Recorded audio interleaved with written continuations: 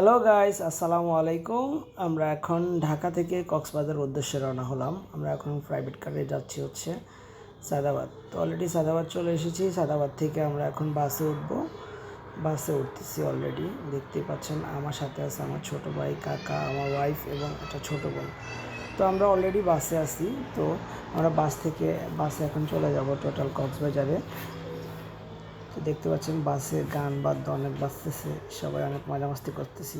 তো অলরেডি আমরা চলে এসেছি কুমিল্লা বুড়িচং একটা হোটেলে। এখন আমরা নাস্তা করবো, যেহেতু খাওয়া দাওয়া করে এসেছি বাসা থেকে, তো হালকা পাতলা কিছু নাস্তা করব।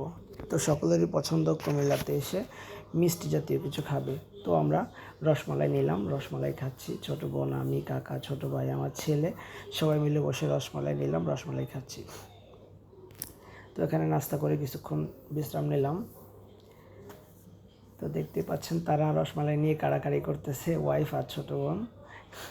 এখন আমরা বাসে উঠলাম, অলরেডি কক্সবাজারের রাস্তায় চলে এসেছি আমরা।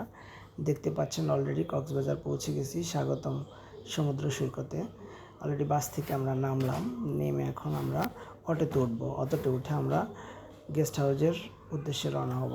তো আমরা অলরেডি সবার চোখে ঘুম, মোটামুটি দেখতে পাচ্ছেন ঘুম চোখে সবাই বাস থেকে নামলো, হাঁটতেছে। তো এখন আমরা অটোতে উঠতেছি। অলরেডি ডলফিনের মোড়ে চলে এসেছি, সমুদ্র সৈকতের পাড়ে। আমরা এখন শারমাম গেস্ট হাউসে উঠবো।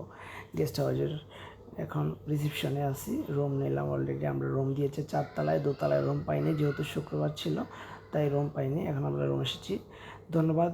আর অনেক কিছু দেখাবো, অবশ্যই সাথে থাকবেন। আসসালামু আলাইকুম।